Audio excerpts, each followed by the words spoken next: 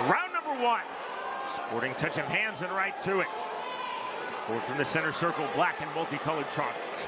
Mickey Nolan, black and pink trunks for John Ferguson. Ferguson on his back foot, trying to time the right hand. There's the left hand timed instead by John Ferguson. And that caught the attention of Nolan immediately. Ferguson claiming to referee Alan Jackson. He was poked illegally in the eye. Now Jackson calling time. Ferguson has up to 5 minutes to continue.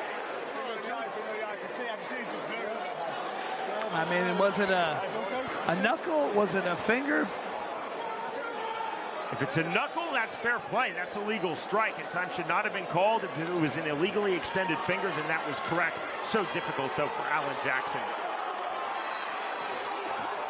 Right back to it, to the clinch, heavy to the inside, dipping his head, Mickey Nolan. And Nolan got stuck in that clinch. You can tell he didn't like it. Overhand right again from Mickey Nolan. Dipping his head, John Ferguson. Nolan seems extremely fast, but he's using a lot of energy moving. I'm not sure if it's like unnecessary or nervous energy thus far. Ferguson sitting on that back foot, loading up the right hand. To the clinch comes Mickey Nolan. Half-tie club now snatched by John Ferguson. Ferguson right uppercut, right hands to the body from Mickey Nolan. Good refereeing from Alan Jackson. 45 seconds remaining, round number one. Ferguson pushing himself out of that clinch, now looking at his right shoe, and time called again by Alan Jackson. I mean, a lot going on here. Constant problems. The second time that time has been called by Alan Jackson here in round number one. The first was when Ferguson claimed that he was illegally poked by an extended finger of Mickey Nolan in his left eye. So I'm amazed at how many times in this sport we've seen people have to get their shoes taped. I just don't understand what's happening.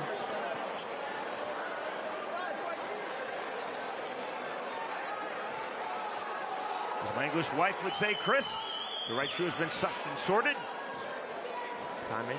Round number one resumes. Now 30 seconds remaining in the opening round. I mean, the shoe's not knackered. That'd be wrong. They've got a bit hickledy-pickledy. There you go.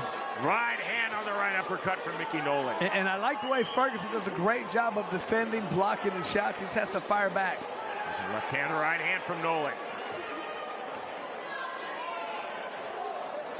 Ooh. Right uppercut. I like that uppercut, so very creative. The rear lead uppercut. Ferguson continuing to sit on his back foot. Forward heavy on the front foot, Mickey Nolan. Nolan on the roll through. Jab just off the mark from Ferguson. We move to round two. And I really like the speed you're seeing from Nolan. Good head movement, good fast, accurate hands. It looks like it's going to take him a minute to get used to the speed of the sport. Once again, I talked about liking. There was that beautiful left hand by Ferguson, but inside these guys really just expend like a very even round.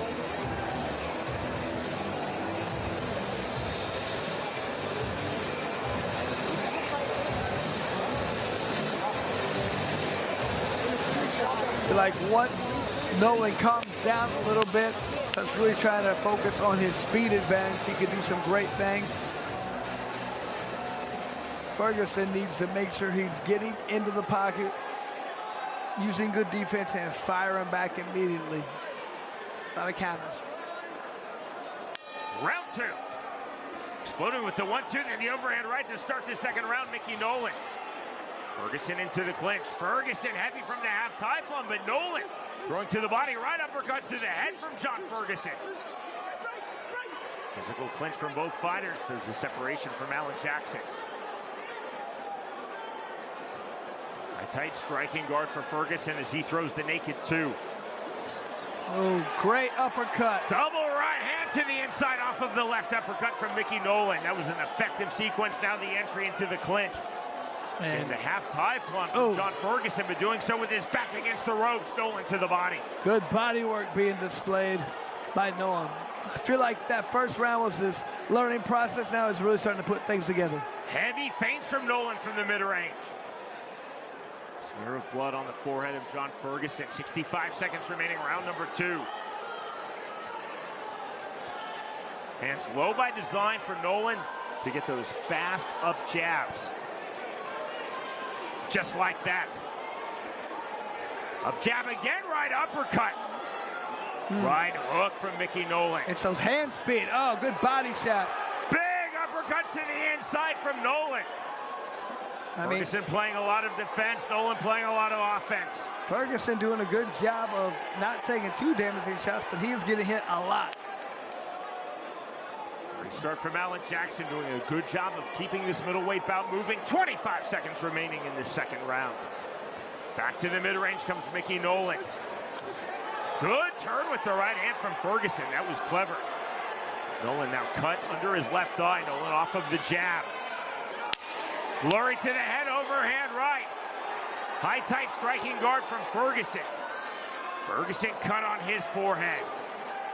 Up jab again from Mickey Nolan. We move to round 3. I felt like an excellent round for Nolan. He did some very good things. He just got to be careful. The few times he did get hit, they were significant. He's got to be very veteran of the sport who just watch the way Ferguson throws inside, moves his opponent, gets some nice, cheap, easy shots to do damage. Besides that, I feel like Nolan was doing a great job that round of really outclassing his opponent. And I love to see him go to the body in that situation. From the Caribbean Sea to an island in the North Atlantic, the United Kingdom. We're in the north of England in Newcastle. Englishman versus Englishman. John Ferguson versus Mickey Nolan as we start round number 3 in the middleweight division. As we finish round number 2, heavy pressure to the inside from Nolan. So again, I love the way Ferguson defends, but he's got to come back with something. He can't sit there and take those shots. He's going to go down eventually. Rights again to the body. Credit John Ferguson. He has absorbed a lot of punches as he's doing now to the body. The flurry from Nolan, high volume on the inside from Mickey Nolan. 125 remaining round 3. Man, that was some good body work. And look at Ferguson. What just hit me? Ferguson missing with that naked 2. Nolan right back to the mid-range where he is. Done his best work to this point in the fight. Second jab from Ferguson. That landed. Hook jab from John Ferguson. That landed. Turning over the right hand, Mickey Nolan. See Nolan cut under his left eye. Big mouse under his right eye. More big shots to the inside from Mickey Nolan. Right hand will create space for John Ferguson. Good body work once again. Nolan gets inside and just unloads on his opponent. Half-tie plunge, help from both fighters. Neither throwing with the free hand, thus good separation from referee Alan Jackson. Into the clinch, gripping up John Ferguson to get the separation. I mean, Ferguson turning his back, I believe. Is he retiring? No, time called by Alan Jackson. This is bizarre. He just turned around. Well, it said you cannot call your own timeout in professional fighting, but John Ferguson did just that. John Ferguson turned his back. That's liberal refereeing from Alan Jackson. He's lucky the fight wasn't called. Ferguson claiming that he's having another shoe issue. So you see tape since this fight started on Ferguson's left shoe and his right shoe. Alan Jackson did not have to allow that, Chris. You're responsible as a professional fighter in any combative sport for your own equipment. That's your trunks, your top if you're a female, your groin protection, and your mouth guard. The bell, we are through 3 rounds. You can see, Ferguson laboring back. Once again, I feel like Nolan doing a much better job of landing a punch. He's got to be careful. He does get hit, will do damage. Look at this body work just unloaded. Look at the face of Ferguson. He's like, what is happening? I don't like this at all.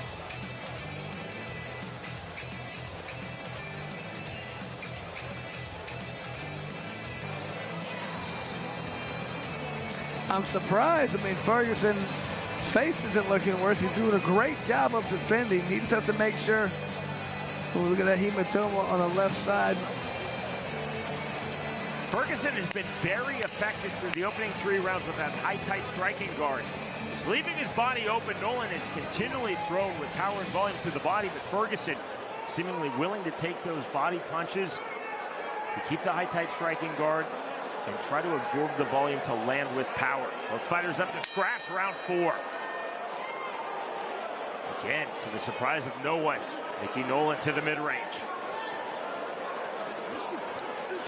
Big right hand on the step in from Ferguson. Ferguson off of the 1-2. Yeah. Like to see Ferguson trying to get off first, push his opponent back. Ferguson on the level change, double right hand. Strong start to round number 4 for John Ferguson. That is taking energy. Let's see if he has it in the bank, in the tank, in the gas tank to keep coming at this pace. Make it 2 from Nolan, trying to time the long John Ferguson jab. That is a massive hematoma. You see the swelling outside of Mickey Nolan's left eye.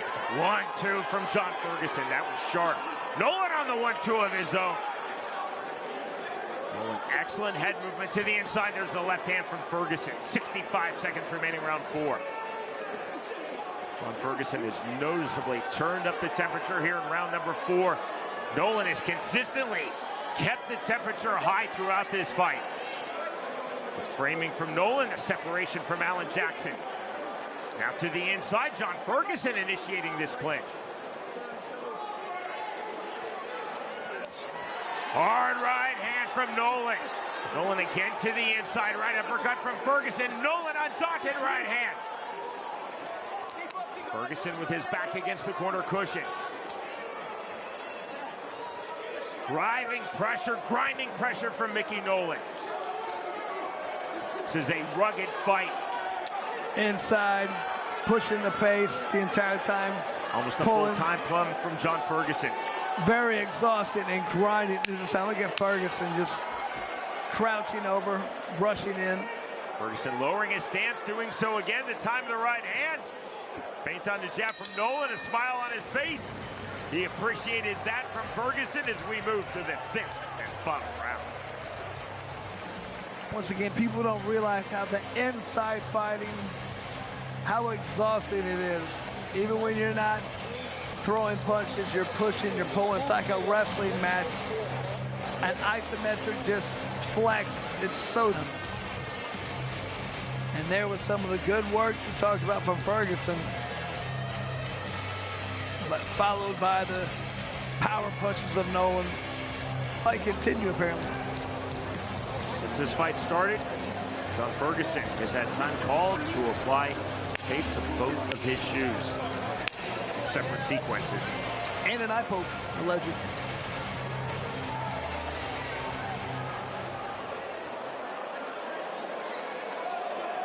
Fifth and final round.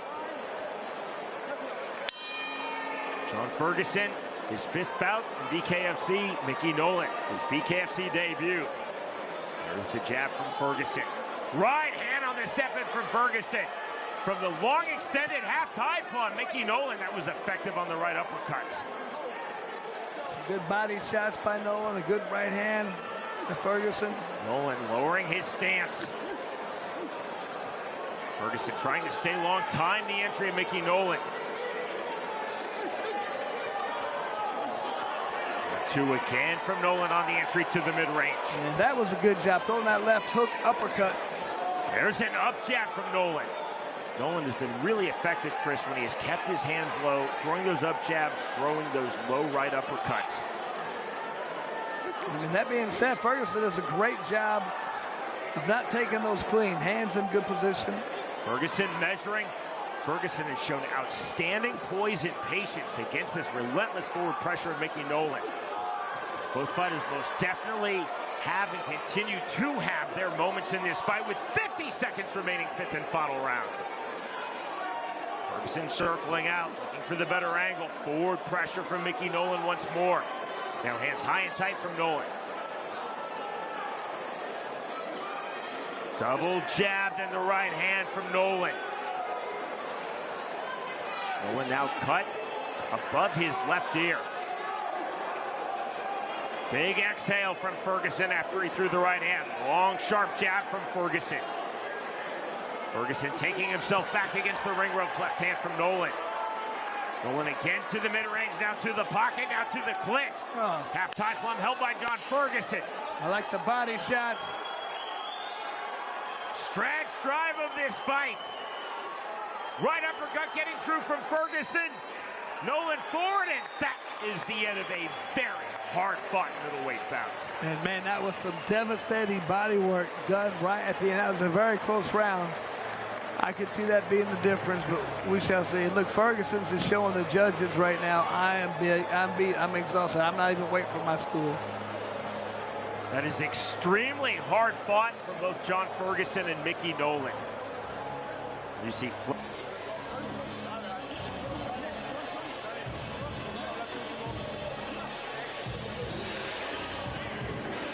that was not a wide open, high volume pace. That was a relentless forward pressure pace from both men. And Ferguson on his back foot, timing the entries forward. Nolan always to the mid-range and then forward. That is just a rugged 10 minutes throughout.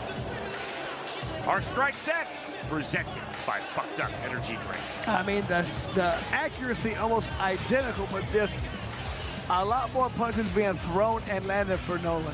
And look at that body work. Almost perfect for both guys, but man, just that volume for Nolan.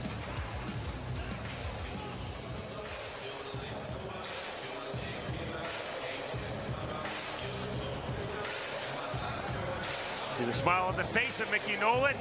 Smile right back from John Ferguson.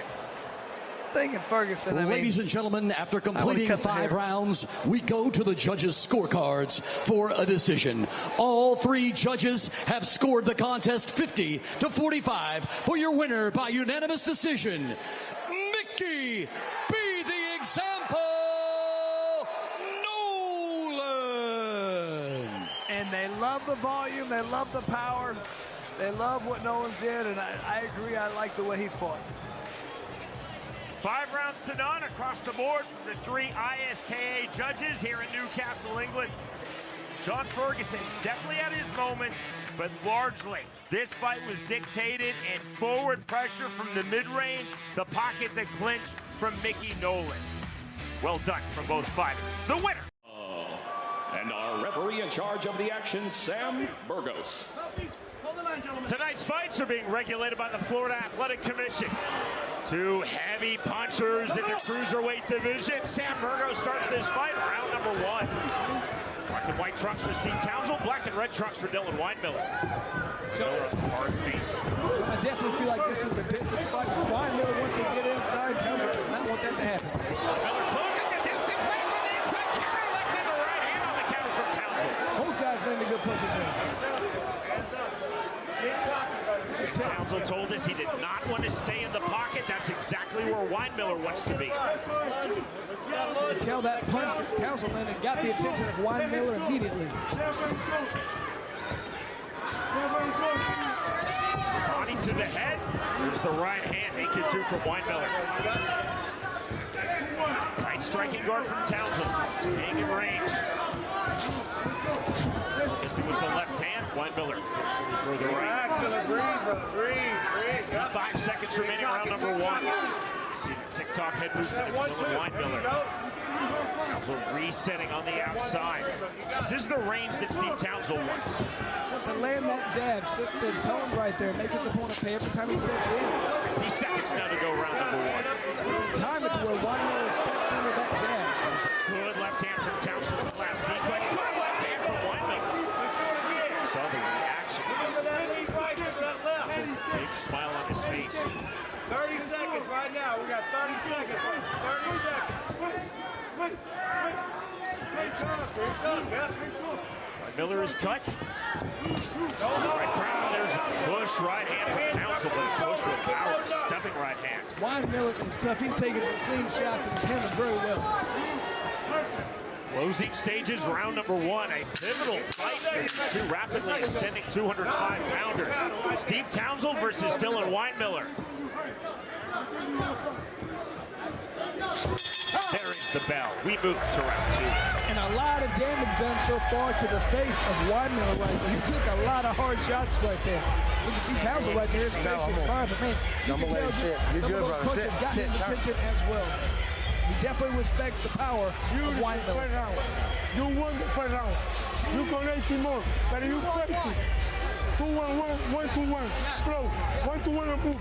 Remember, move lateral, okay? Move lateral. Right here, you can see Townsel coming in with a little combination right there. It was that third punch that landed. Good uppercut by WineMiller. I'm telling you, this guy's got power in both hands. That was the smile we talked about, the big reaction from Townsel. So often the fighters are caught. You got it. They will either smile or acknowledge their head, acknowledge shaking their head in the affirmative or sometimes in the negative. This is a medical timeout.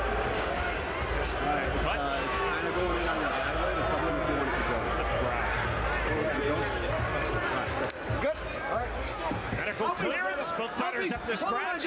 We're ready for round number 2. And Sean, a lot of times that's a target now. If you see that there's a medical they look at that, you're going to try and target that and try and make that cut a little bit bigger. Let's see if that lights a fire under WineMiller. Knows he has to stop this fight quick. With block of the Townsel hook by WineMiller. To the jab.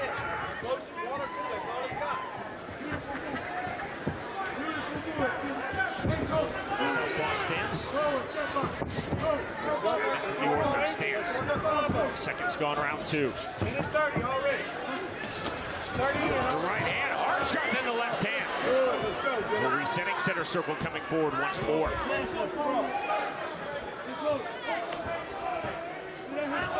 So both these guys are throwing some good jabs, but it's all about that straight right or straight left. Whichever one can land that's going to do the damage. Just saw the straight right of WineMiller.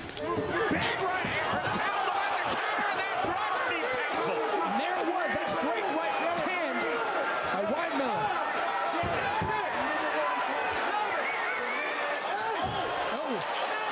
Up, down. Sam Burgos says that's wow. And a huge win for Dylan WineMiller. Wow. And that's all it took, that one punch, because to be honest with you, I thought Townsel was winning that fight. He had his opponent cut open, beat up pretty badly, but man, great job. Just before WineMiller rushed in the counter for the finish. You got to be careful in this point. You get greedy, and just like that, he came walking forward. You can't do that with a guy like WineMiller. Power both hands, watch. Just a little counter right hand, backing up, planted on that back foot, and fired that right hand. Boom. Opponent backwards, he's thinking, I got him. Pushing it backwards. All his opponent did was plant on that back foot and throw the right hand. But look at that, I mean, the face. You can tell WineMiller, he was taking a lot during this fight. Both fighters throwing with power, landing with power. Well, Sean, and what do we always talk about? Hammer and nail. You can tell WineMiller, he's good at both. You have to be a great hammer and a great nail to be able to. This is a former low-level professional boxing referee. I want to draw your attention to the outstanding high-level boxing referee and bare knuckle fighting referee Sam Burgos. Now he's giving the mandatory 8 to Steve Townsel. Townsel is up. He's wanting now Burgos for Townsel to talk to him. As soon as Townsel loses his balance, Burgos is excellent refereeing from Sam Burgos. And that's where a little bit of experience, you want to stand up, you want to take as much time as you can before you stand up. Wait till that 8 count to get up. Here is Jeff Houston. Ladies and gentlemen, our referee in charge, Sam Burgos, reaches the count of 10 at 1 minute 7 seconds into round number 2.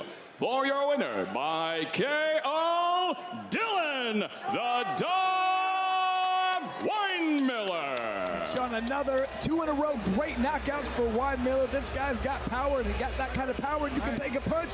He has a very high ceiling. I can't wait to see this guy keep fighting. That's what I'm talking about. Dylan WineMiller follows his 7-second first-round knockout win versus Matthew Mestis in April with a second-round knockout win versus Steve Townsel here tonight.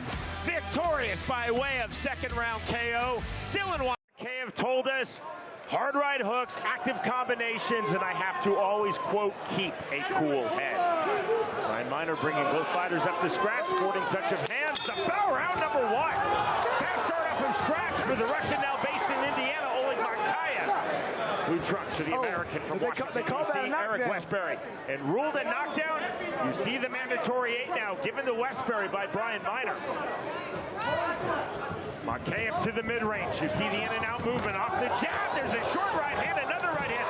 Counter right in the left hand. Westbury continuing to throw. These guys are coming to fight. They're trying to get the knockout of the night. They're winging punches, you know. Heavy underhook turn from Magkeev on the reset. Magkeev stepping into the gap as Westbury pulled back the right hand. And that is ruled as a slip by Brian Miner. That should be a lateral drop, Sean. That wasn't a slip. That is a hard warning, and referees speak. Miner calling time. That was a message sent by the Russian. I'm stronger than you. I'm going to hurt you. On the left hand, there's the underhook to the canvas goes Westbury. Ruled a slip by Brian Miner again. Not as much torque on that underhook throw that time for Magkeev. 55 seconds remaining, round 1, scheduled for 3 2-minute rounds in the light heavyweight division. These guys are going for knockouts, Sean. I love it. Left to the body from Magkeev. Against the ropes to the canvas, and knockdown number 2. 6. Westbury is hurt. You might want to get on his mic, move around, try and make it to the second round. If he gets hit another time, he might be done. Westbury on his back foot, Magkeev on his front foot. Now 25 seconds remaining, round 1. Left hand from Oleg Magkeev. Defensive clinch initiated from Eric Westbury. Westbury is doing a good job of when he gets clipped, he grabs his opponent and doesn't let him get knocked out. From the mid-range, swing and a miss from Westbury. Big left hand through from Magkeev. Again, a slip is ruled by Brian Miner. Westbury's been on the canvas probably 6 times. He's doing a good job of continuing to fight. This is an exhausting round. Closing seconds, round number 1. 2 knockdowns recorded by Oleg Magkeev here in round number 1. Next stop, round 2. Very tough round for Westbury. This is if Westbury can land that overhand right, that right hook. Round 2. He's just waiting. Big left hand, another left hand. Long straight punches into the canvas goes Eric Westbury, and that is ruled as a slip by Miner. This fight is over, and the victory for Oleg Magkeev. And that might have been ruled a slip, but he was hit early, and that's what caused the damage. I mean, he made a great showing for himself as far as showing heart. He was on the canvas 5 or 6 times in that first round. Just a tough fight, tough first battle in the BKFC. But, I mean, what a fight. Those guys came, they brought it. That's all we ask in the sport, is you bring it in that manner. Magkeev have to deal with. And just wait for the right time, throwing that straight left. Just good, powerful punches coming forward the entire time. Look, just ready, loading up. That punch landed. That punch landed. Just kept coming with forward pressure. And you could never, I think it was all the damage from that first round. That was just too much for him to overcome. The ending sequence of round number 2, Brian Miner ruled that as a slip, but then excellent refereeing from Miner. He started talking to Eric Westbury. Miner could feel and indeed tell that Westbury did not want to continue, or at least that Miner felt that Westbury could not safely continue. Even though it was a slip, a referee can stop a fight at any moment. And that's what Miner did, and that is a really impressive BKFC debut for the Russian, now based in your home state of Indiana, Chris, Oleg Magkeev. And Sean, when you see that a guy really doesn't want to be out there, you have to stop that fight, because this isn't the kind of sport you can do half-assed. This isn't tennis, this isn't golf. If you don't want to be there, you're going to get hurt. Here's Jeff Houston. Ladies and gentlemen, our referee in charge of the action, Brian Miner, steps in calling a stop to this fight at 13 seconds, round number 2. For your winner by TKO, Oleg Magkeev! An even 154 pounds. His bare knuckle fighting record stands at 4 victories opposite a single defeat with 1 fight even. Fighting out of Broward County, Florida, here is Howard H.D.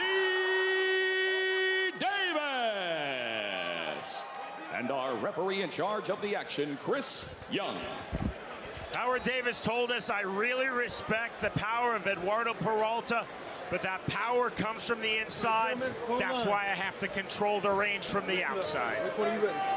Look when you're ready. Look up! Chris Young starts his fight around number 1. Blue trunks for Howard Davis, white trunks for Eduardo Peralta. Long range, hard on the feint jab from Howard Davis. This right here is exactly the range that Howard Davis wants. This is not the range from Peralta. He's got to wait for the right time, use that head movement, explode in, throw some hard shots. It's on the feint. Very measured, respectful start between these two fighters. There's that speed right there. Great job of Howard Davis. Threw a hard punch, landed, got out of the way. Peralta active with the lead left hand, looking to parry, sitting back on the right hand is Eduardo Peralta. Overhand left. There's that long range jab again from Davis. Did not land. Definitely took Peralta off his striking play. Clinch, right hand. You saw the hand touch.